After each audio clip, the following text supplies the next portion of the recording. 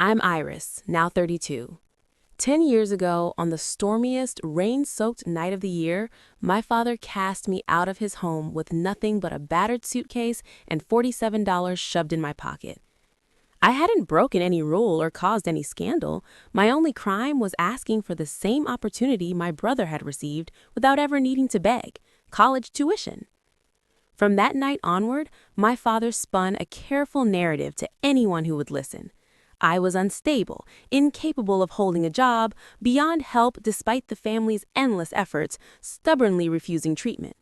For a full decade, I said nothing. While he carefully constructed that elaborate fiction about who I was, I quietly built a career from absolute zero. Then came the day I was nominated for the highest honor in my field, an award ceremony broadcast live to hundreds of thousands. When my name echoed through the hall and I stepped onto that stage, I knew precisely what words would leave my lips. And my father? He was watching, surrounded by every single person he'd spent 10 years deceiving. Before I reveal what happens next, if this story stirs something in you, please take a second to like and subscribe, but only if you truly want to hear the ending. And drop a comment. Where in the world are you tuning in from right now? What time is it where you are? I love knowing which corners of the globe are listening. Now let me take you back to that night 10 years ago, the one that redefined everything. The rain hammered down so fiercely I could hardly see 3 feet ahead. I stood on the covered porch of my parents' Connecticut home, my grandmother's ancient suitcase at my feet, its zipper split from the frantic way I'd crammed my belongings inside. Through the beveled glass of the front door, the Waterford crystal chandelier in the foyer, my mother's proud 25th anniversary choice, glowed with soft golden warmth. But the deadbolt had already slid home. Just 30 minutes earlier, I'd been inside that same house, surrounded by 32 extended family members gathered to celebrate my grandfather's 80th birthday. 30 minutes earlier, I'd still believed that if I phrased my request just right, my father might finally view me as deserving of the same support he'd freely given my brother. I was painfully mistaken. Let me rewind 2 hours further to before the rain ever touched me. The celebration unfolded at Castellanos, my grandfather's cherished Italian restaurant. Crisp white tablecloths, waiters who greeted you by name. My father had reserved the entire back room, 32 place settings, Chianti bottles priced higher than my weekly groceries, a towering 3-tier cake from Hartford's finest bakery. I'd driven 4 hours from my cramped apartment near campus to attend. At 22, in my final undergraduate semester, I'd just received life-altering news: acceptance into one of the country's premier architecture programs, full curriculum, $45,000 per year. I'd rehearsed my words to my father for weeks, choosing this moment deliberately, family all around, festive mood in the air. I thought he'd be softened, reasonable. The presence of witnesses, I hoped, might keep him civil. I was heartbreakingly naive. I waited until the cake was sliced and coffee poured. Then I approached quietly, touched his elbow, and asked if we could speak alone for a moment. He turned, Rolex glinting under the lights, offered a smile that never reached his eyes. "Whatever you have to say it here," he declared, loud enough for nearby cables to hear. "We're all family." I should have left right then, but at 22, I still clung to the hope he might agree.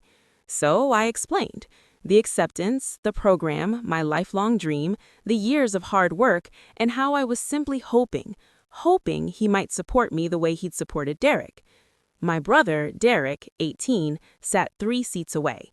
He'd received a gleaming new BMW for his birthday. His entire 4-year college tuition had been prepaid before high school even ended. He'd never once had to ask. My father's face remained stone. "Help you?" he echoed. "The way I helped Derek?" Then he laughed. What followed replays in my memory like a film stuck on loop. He rose from his chair. Suddenly, every eye at the table locked on us, my aunts, uncles, cousins, my grandfather still cradling his coffee. My mother, Hermes scarf immaculate, stared fixedly at her plate. "You think you're entitled to what your brother gets?" His voice rang across the room. "Derek is my son. He will carry our name forward. He will build something lasting. And you He waved a dismissive hand. You'll marry, take another man's name, raise his children. Why would I throw money away on a degree you'll never use? Heat flooded my face. 32 people stared in silence. Dad, I whispered, can we please discuss this privately? Nothing to discuss. Louder now, ensuring every ear caught it. You want money? Earn it yourself. Derek never begged because Derek understands his place. You don't even know what yours is. I glanced at Derek. He was scrolling his phone, feigning deafness. At my mother, refolding her napkin with precision. At my grandfather, praying for rescue. He'd always been gentle with me, always called me clever. He cleared his throat. Howard, he said quietly to my father, let's not spoil the evening. That was all, nothing more. My father leaned close, his Tom Ford cologne, $200 an ounce, turning my stomach. I'll email you my reasons, so you finally grasp your place in this family. 3 days later, in a rented room that cost $400 a month, I opened that message. It cut deeper than anything he'd spoken aloud. I've reread it so often over the past decade that every line is etched like a scar. Iris, you were born female. That is simply reality. You have no right to demand what belongs to your brother. Derek is this family's future. You are merely something to be passed to another household. Do not contact me unless you are prepared to apologize for the embarrassment you caused in front of everyone. I sat on the thin mattress in my rented room, instant ramen cooling, untouched beside me on the desk. I read those words again and again. The laptop screen blurred as tears filled my eyes. My finger hovered over delete, but something, an unnamed instinct, held me back. Instead, I clicked save. I created a folder and named it Evidence. I didn't yet know what I was preserving it for. I only knew I needed proof. Proof I wasn't imagining things. Proof the cruelty had been real. A week later, my mother called. She waited until my father had left the house. I could tell from her hushed voice, the frequent pauses to listen for footsteps. Iris, honey, she said, thick with unshed tears. I love you. You know I love you. And I know what your father did wasn't right. Then why didn't you say anything? I asked quietly. You just sat there, Mom. Not one word. Silence stretched. You know how your father is, she finally answered. If I defended you, he would have... She trailed off. I don't have anywhere to go, Iris. I don't have my own money. I don't have... I understand, I cut in. And I did. I understood I was entirely alone. But before she hung up, she said one thing I only truly grasped years later. Iris, she whispered, your father, he's telling people things about you, things that aren't true. I don't know how to stop him. What things? She didn't answer, just repeated she loved me and ended the call. 2 months later, I learned exactly what she meant. I was cramming for finals in my cramped apartment when the phone rang. It was Aunt Helen, my mother's younger sister, the one who always slipped me extra cannoli at family dinners. Aunt Helen, sweetheart, she began, voice heavy with worry. How are you feeling? Are you getting the help you need? I frowned. Help? What do you mean? Your treatment, honey. Your father told us about your condition. He said you've been struggling since you were little. That's why you left home. The family tried everything, but you refused to get better. The room seemed to tilt. I gripped the desk edge.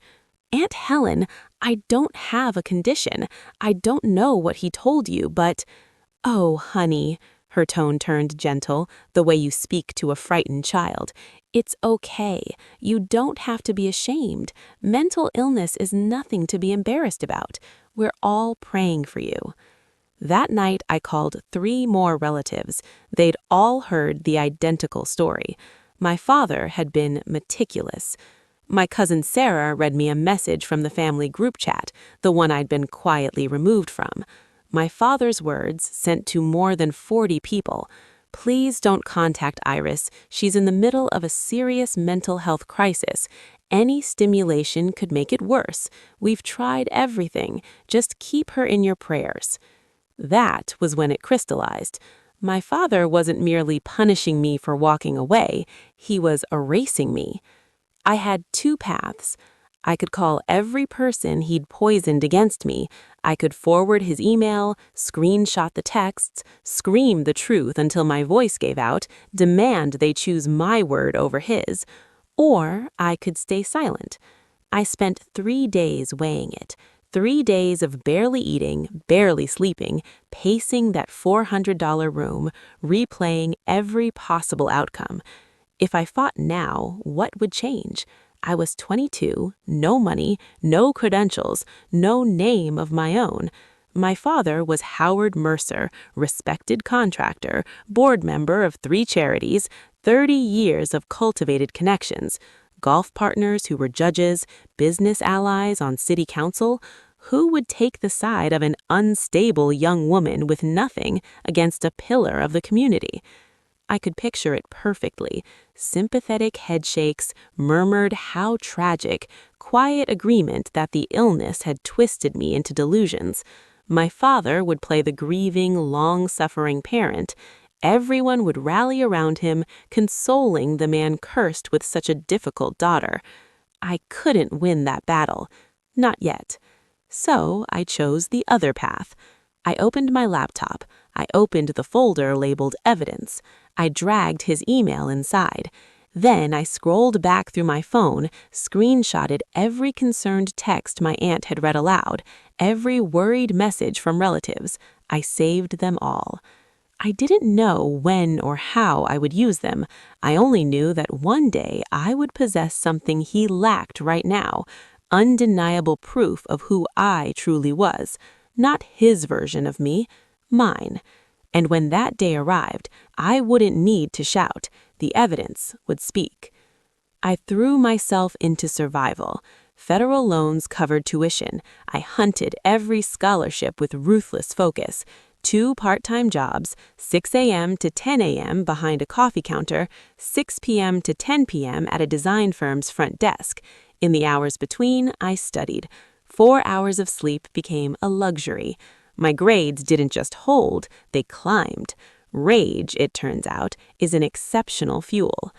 In my second year, I met Eleanor Vance.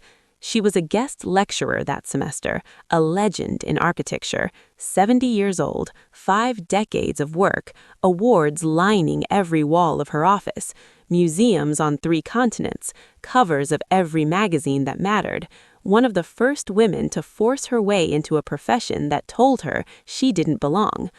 After her lecture, as I zipped my bag, she stopped me. "You're the one who designed the Morrison project, aren't you? The adaptive reuse concept." I nodded, stunned she knew my name. "Exceptional," she said. Those sharp gray eyes studied me. "Tell me about your background." I hesitated. I'd grown practiced at deflection. "My family doesn't support my career," I said carefully. "We're not in contact." Most people would probe, ask why, offer pity, turn it awkward. Eleanor simply nodded. "My father told me women shouldn't be architects," she said evenly. "He didn't speak to me for 15 years after I enrolled." She pressed a business card in my hand. "I have a studio in the city. Come intern for me this summer. No pay, but I'll teach you everything I know." I took the card from her hand. "Miss Vance," I said, voice catching slightly, "thank you. You have no idea what this means to me." She gave a small, knowing smile. "Actually, I think I do." Eleanor didn't merely teach me architecture. She taught me patience, strategy, how to play the long game. Over coffee one afternoon in her sunlit studio, she said something I've carried ever since. "Success is the best answer to anyone who doubts you. Not because it proves them wrong, though it does, but because it proves you right to yourself." Those words anchored me through the next 10 years. Years 1 and 2, I graduated with honors. My father didn't attend. I hadn't expected him to. Years 3 through 5, I started as a junior designer at a modest firm, salary barely covering loan payments. But I outworked everyone, stayed latest, took the unwanted projects. My first solo commission, a boutique cafe renovation, won a regional award. Years 6 through 8, Eleanor recommended me to a top-tier studio in Chicago. I crossed the country with 2 suitcases and a portfolio of drawings. 18 months later, senior designer. 3 years after that, leading my own team. Years 9 and 10, associate director. My name appeared on projects published in national magazines. Speaking invitations arrived from conferences. My reputation stood entirely on the strength of my work. And through every one of those years, my father never stopped refining his story. New details surfaced whenever anyone asked about his daughter. She's unstable, can't hold a job. The family tried everything. Such a tragedy. I know because people told me. A former business associate of my father's ran into me at an industry mixer in Chicago. He froze, eyes wide. "You're Iris Mercer?" he asked. "Howard's daughter?" "But he told me that you couldn't." "Couldn't what?" I replied calmly. He didn't finish. The confusion in his face was the first visible fracture in my father's narrative.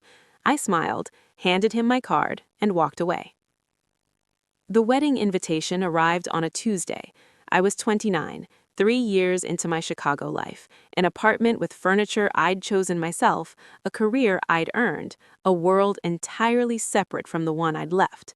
Thick cream stock, my name in elegant calligraphy. Inside, formal invitation to the wedding of Derek Michael Mercer and Amanda Louise Patterson. No personal note, no "we'd love to see you," just my name on a list like any peripheral acquaintance. I flipped the card. The back listed the wedding party, Howard and Margaret Mercer, parents of the groom. No mention of a sister. My phone buzzed. Mom. "Did you get the invitation?" she asked before I could speak. I did. "Will you come?" Her voice trembled, hopeful, fragile. "Please, Iris, it's been so long. I miss you so much." I hesitated. "Mom, does he even want me there?" Silence. Then, "Your father doesn't know Derek sent it. Derek did it on his own. But I want you there. I need to see my daughter." Another pause. When she continued, her whisper was barely audible. "Just, please, don't do anything to embarrass your father. Don't make a scene. It's Derek's day." I stared at the invitation. 7 years of silence, and this was the welcome. "Come, stay invisible. Don't cause trouble." "I'll be there," I said. But I wasn't going to stay invisible. I needed to hear, with my own ears, what my father said about me when he believed I wasn't listening. The wedding took place at Waverly Country Club, where my father had held membership for 25 years. Crystal chandeliers gleamed beneath vaulted ceilings. White roses spilled from every arch and table. A string quartet played Vivaldi while 200 guests drifted with champagne flutes. I wore a simple navy dress, elegant, understated. I wasn't there to be noticed. I was there to observe. My father saw me the instant I entered. His eyes flicked across the room, registered my presence, then slid away. He turned back to his conversation as though I were a stranger he'd briefly met by mistake. For the next 3 hours, he never acknowledged me once. I moved through the reception like a shadow. I congratulated Derek and his bride.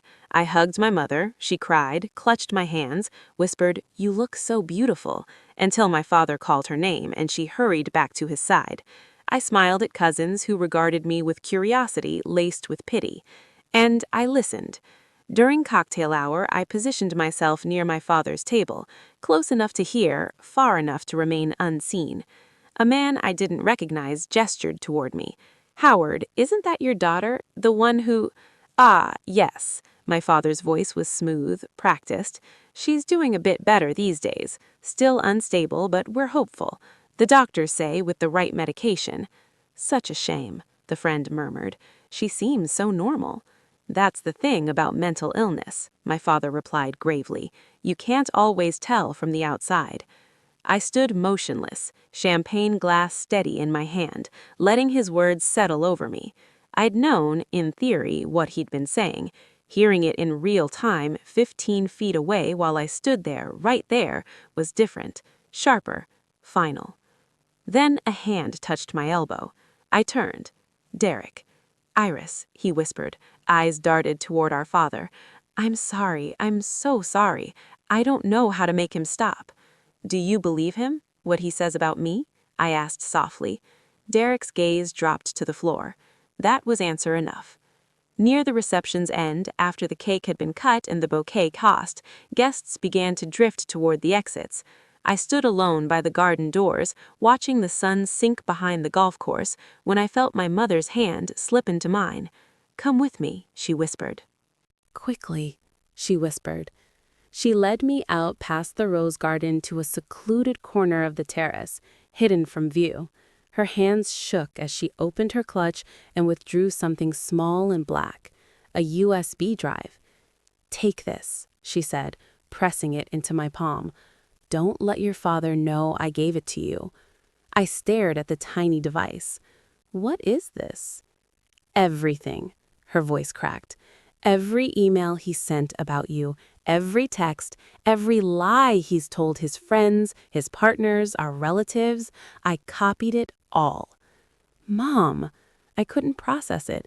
"How did you even—" "I've known his passwords for years. He thinks I'm too foolish to figure them out." She gave a bitter little laugh. "But I've been watching, Iris. For 10 years I've watched what he does to your name. And Her voice fractured. "I couldn't stop him. I was too afraid. But I could do this." I looked down at the small black rectangle in my hand. 10 years of lies, 10 years of deliberate destruction, all documented. "Why now?" I asked. Her eyes glistened. "Because today, when you walked in, I saw his face. He didn't even look at you, his own daughter. And I thought—" She wiped her cheek. "I thought maybe one day you'll be able to use this, to make people see the truth, even if I never could." I pulled her into a hug tighter than any we'd shared in years. "Thank you, Mom," I whispered. "You have no idea what this means." I didn't open the drive until I was back in Chicago 3 days later. I told myself I needed time to brace myself. Truthfully, I was terrified of what I'd find. It was a Sunday night. I poured a glass of wine I never touched, sat at my desk, and plugged it in. Over 50 files. Emails, screenshots of texts, chat logs from the family group I'd been erased from a decade earlier, all neatly sorted by date, beginning 2 months after I left home. I read them one by one. Each file twisted the knife deeper. "Iris is having another episode. Please don't contact her directly. It only worsens things. We've consulted 3 specialists. They all agree she refuses treatment. It breaks my heart, but my daughter cannot function in normal society. We've tried everything." Then I found the one that stole my breath. An email sent 5 years ago to Robert Chen, a real estate developer my father had partnered with. I remembered the name vividly. He'd approached me early in my career about the Parkview project. I'd been thrilled. It would have been my first major break. The deal collapsed at the last second. Robert cited budget concerns and a change in direction. My father's email to him read, "Robert, I understand you're considering my daughter for the Parkview project. I'm telling you this as a friend.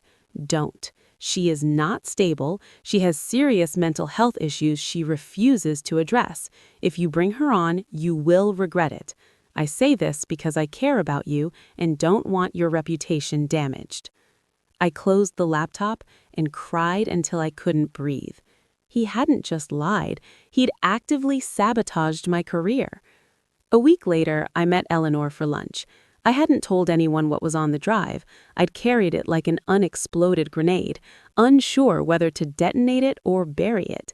But Eleanor had been my one steady guide in this world for nearly a decade. If anyone could help me see clearly, it was her. We sat at her favorite quiet spot overlooking Lake Michigan. The maitre d' greeted her by name. I told her everything. The wedding, the overheard lies, the sabotaged project. 10 years of calculated erasure, now laid bare. She listened without a single interruption. When she finished, she set her wineglass down and fixed those sharp gray eyes on me, the same eyes that had stared down every barrier a woman ever threw in the industry. "What do you want to do?" she asked. "I don't know," I admitted. "Part of me wants to blast it all to everyone he's ever lied to. Part of me wants to call him and scream until my voice gives out. And part of me is exhausted from letting him live rent-free in my head." She nodded slowly. "When I won my first major award, my father didn't come. He told everyone I'd bought my seat on the jury, said the only way a woman wins is by sleeping her way up." Her smile held no warmth. I could have fought him publicly, made a spectacle, demanded retractions. Instead, I kept winning. She leaned forward. "Iris, the truth doesn't need you to scream it. The truth just needs you to live it. Live it well enough, and eventually you'll stand on a stage big enough for the whole world to hear it." She paused, then added, "Speaking of stages, you're on the shortlist for the IIDA award this year. I'm on the selection committee. I've seen your work." My heart stopped. The IIDA? The aromatic ceremony broadcasts live, hundreds of thousands of viewers. She lifted her glass. "Your stage may arrive sooner than you think." 6 months later, the email arrived. I was in my office reviewing floor plans for a Miami boutique hotel when my inbox chimed. The subject line made me read it 3 times to confirm it was real. Interior Design Association, official nomination, award for design excellence. I opened it with shaking hands. "Dear Miss Mercer, we are pleased to inform you that you have been nominated for the Interior Design Association's Award for Design Excellence in recognition of your work on the Meridian Project Collection. The award ceremony will take place on March 15th at the Grand Hyatt, New York, and will be broadcast live via television and online streaming platforms." The Meridian Project, 4 boutique hotels across the Midwest, each one shaped to echo its city's soul. 2 years of my life, sleepless nights, a team that believed in my vision. And now, this. I called Eleanor immediately. "I just got the email," I said, fighting to keep my voice even. "I'm nominated." "I know," she replied, and I could hear her smile. I could hear the smile in her voice through the phone. "I told you your stage was coming." "Eleanor, I don't know if I can do this." "You can," she interrupted gently. "And Iris, if you win, I'll be the one introducing you on stage. That's already arranged." I ended the call and sat motionless in my chair for a long while, staring out at the glittering Chicago skyline.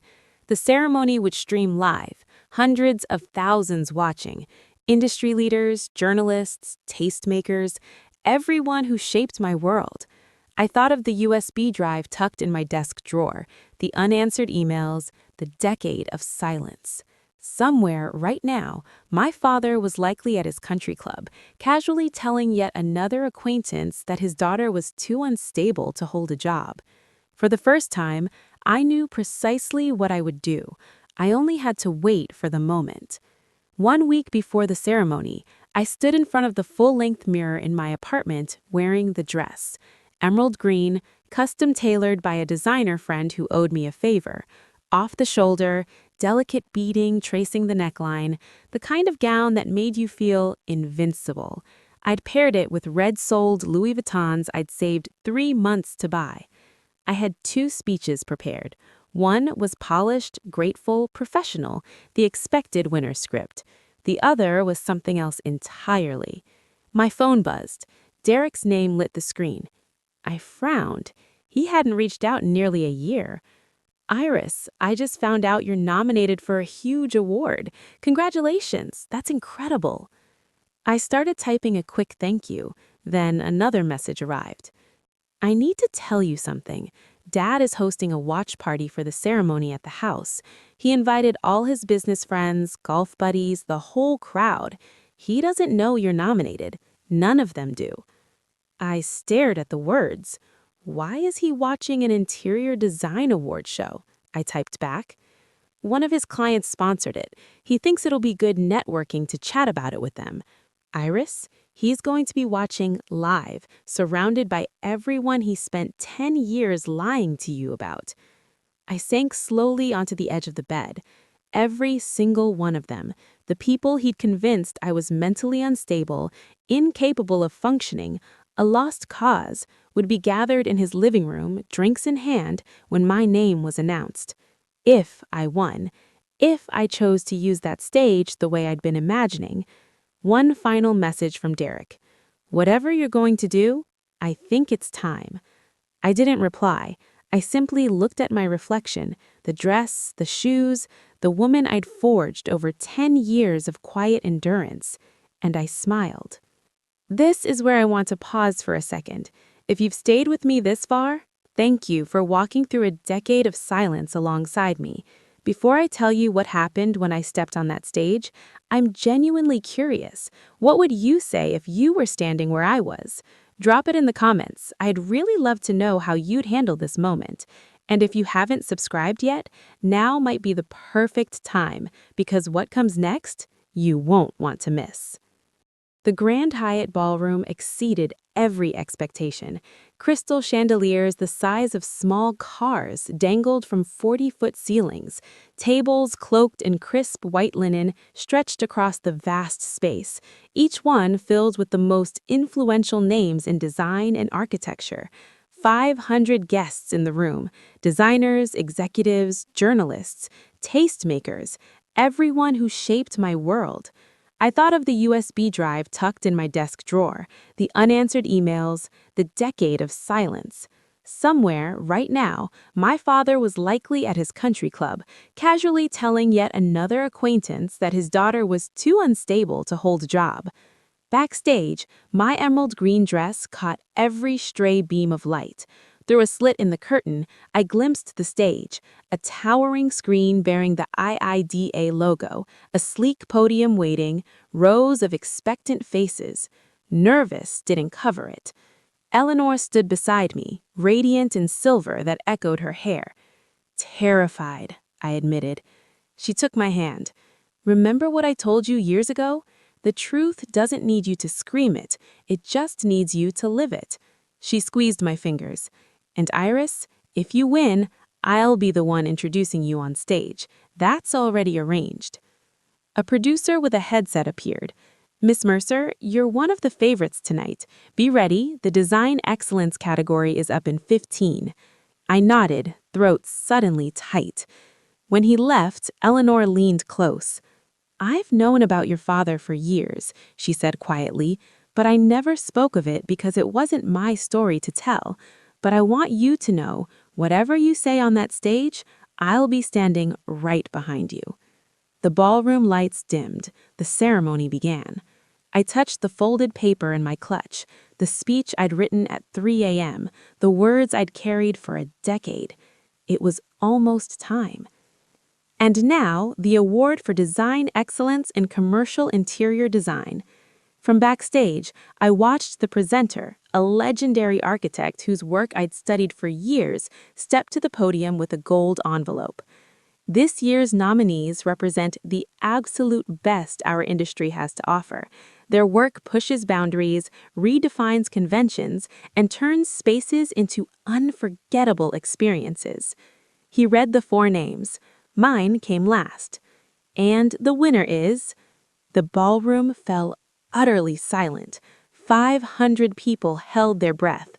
Somewhere in Connecticut, my father was likely on his second scotch, chatting idly about networking prospects, oblivious that his daughter's name was about to flood the screen.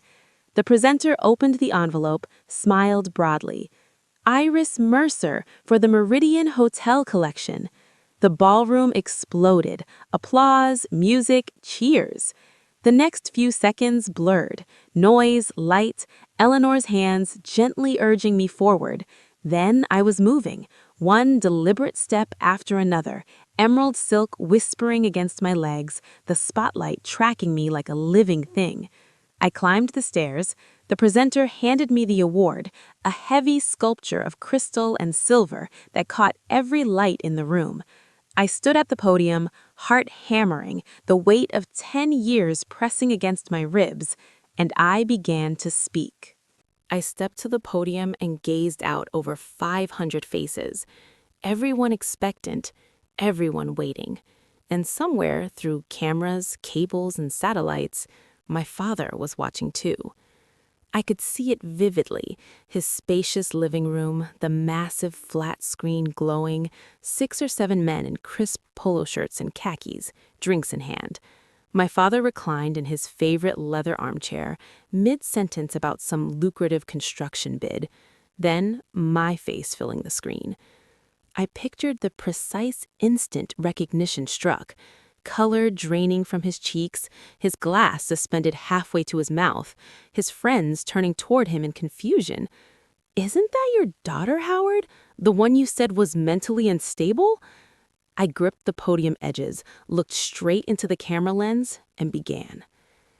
Thank you to the IIDA. Thank you to my extraordinary team who breathed life into this vision. And thank you to my mentor, Eleanor Vance, who believed in me when I had nothing at all. I paused, letting the warm applause fade. But there is something else I need to say. The ballroom fell utterly still, 500 pairs of eyes fixed on me. The red camera light blinked steadily. Hundreds of thousands more watched from homes, offices, phones. I drew a slow breath. I want to thank everyone who believed in me these past 10 years, everyone who offered me a chance, who judged my work on its merit rather than assumptions about who I was. I reached into my clutch and withdrew the folded paper. I want to thank all of you because during those same 10 years, my own father told anyone who would listen that I was mentally unstable, incapable of holding a job, a burden who refused treatment. A murmur swept the room, raised eyebrows, puzzled glances exchanged. I continued. For 10 years I remained silent, not from shame, but because I knew words alone would never suffice. I needed proof, proof he was wrong about me, proof I could build a life on my own terms. I unfolded the sheet. This is an email my father sent me 10 years ago when I asked him to help fund my education. The same education he had already fully paid for my brother. The ballroom was breathless. I could hear my pulse in my ears. Iris, you were born a girl. That is reality. You have no right to demand what belongs to your brother. Derek is the future of this family. You are merely something to be given away to another family. Do not contact me again unless you are prepared to apologize for humiliating me in front of everyone. I folded the paper once more and lifted my gaze. I did not apologize. I left. And from that day on, my father told the world I was mentally ill to explain why his daughter had vanished from his life. I looked directly into the camera. Dad, if you're watching, and I know you are, this is my answer. I am not unstable. I am not broken. I am not a burden. I stand on this stage because I earned it. The only thing ever wrong with me was being born female in a family that believed girls were not worth investing in. I raised the Crystal Award so the lights fractured across it. This is not revenge. This is simply the truth. And the truth does not need me to scream it. It only needed me to live it. Eleanor was the first to rise, then another, then another. Within moments, the entire ballroom was on its feet, applause rolling like thunder through the vast space. And somewhere in Connecticut, I knew my father's phone had begun to ring.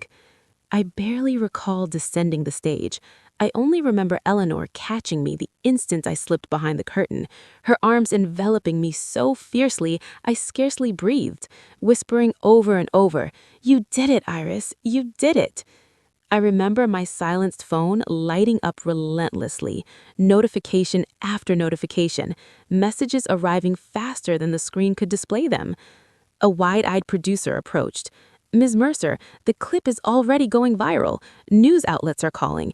Do you want to—" "No interviews," I said, my voice steadier than I expected. What I said on that stage is everything I have to say. I do not wish to discuss my father further. I want to talk about my work. He nodded and vanished. Back in the ballroom, the ceremony continued. Next category announced, polite applause, But the atmosphere had shifted irrevocably. Heads kept turning toward backstage. Phones glowed everywhere. Within 30 minutes, the clip had surpassed 100,000 views. I watched the counter climb from my Chicago apartment, curtains drawn, phone silent. Every major news outlet sought an interview. Morning shows begged for a couch appearance. My inbox overflowed so completely that my assistant created an entire folder just for media requests. I declined them all. The speech said everything I needed. I will not become defined by family drama. I want to be known for my work. The headlines wrote themselves, anyway. Award-winning designer exposes father's decade-long deception in live acceptance speech. Iris Mercer's powerful words ignite viral movement. The truth does not need me to scream it. It only needed me to live it. I stared at the email from Howard Mercer. The first direct words from him in a decade. The same man whose earlier message I'd read aloud to millions. The subject line was blank. No greeting beyond my name. Just accusation wrapped in self-justification. I read it twice, slowly. Then I closed the laptop, walked to the window, and watched the Chicago skyline fade into dusk. For the first time in 10 years, his words didn't land like a blade. They landed like noise, distant, irrelevant, small. He demanded a public retraction. He called my speech a betrayal, a public revenge fantasy. He insisted everything he'd done had been for my own protection, that he'd been managing a difficult situation. He still believed, truly believed, that the problem was my instability, not his actions. I didn't reply that night, or the next, or the one after. Instead, I forwarded the email to my lawyer with a single note, for the record. Then I let it sit. The fallout continued without me lifting a finger. More business associates distanced themselves. Sponsors quietly withdrew from projects he'd been courting. The Waverly Country Club, his second home for 25 years, quietly suggested he take a leave of absence from certain committees. Not expulsion, just a graceful step back. Reputation is currency in those circles, and his had begun to devalue. Derek kept me updated in fragments. "He's angry all the time now," he said during one call. "Snaps at everyone. Mom's already moved into the guest house on the property while the separation proceedings move forward. He tried to fight the lawyer at first, then just stopped, like he realized he couldn't control this one." My mother called more often, not whispering anymore. Her voice had weight, clarity. She told me about the gallery job, about therapy sessions where she was finally naming things she'd buried for decades. "I keep your speech saved on my phone," she said once. "I play it when I need reminding that silence isn't safety." I didn't forgive her, not fully, not yet, but I listened and I let her back in, inch by inch. Derek and Amanda named their daughter Iris. No middle name, just Iris. When he told me over video, his eyes were wet. She's going to grow up knowing exactly who her aunt is and exactly what kind of man her grandfather was. I'll make sure of it. As for me, I kept working. The Meridian project led to 3 more commissions before the year ended. I hired 2 new team members, one of them a young woman who'd messaged me after the speech, saying she'd almost dropped out of architecture school because her own father told her it was no place for girls. I mentored her the way Eleanor had mentored me. No fanfare, just steady, quiet investment. The viral clip eventually plateaued at 14 million views. The hashtag Iris Mercer still surfaces now and then, usually when someone else shares their own version of the story. Each time, I read a few comments, feel the familiar ache, and then close the app. The symbol people made of me was never mine to carry.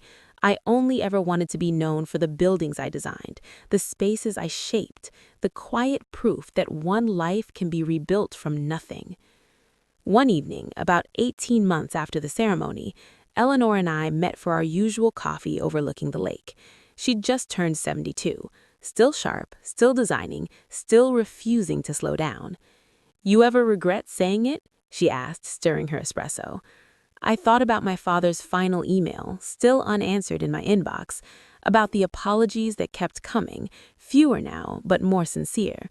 About my mother's new apartment downtown, small, but entirely hers. About Derek sending me photos of little Iris learning to crawl. No, I said. I only regret the years I spent believing his version of me was the only one that mattered. She raised her cup in a small toast. To living the truth, she said. I clinked mine against hers. To living it out loud when it's time. And that, finally, was enough. The end.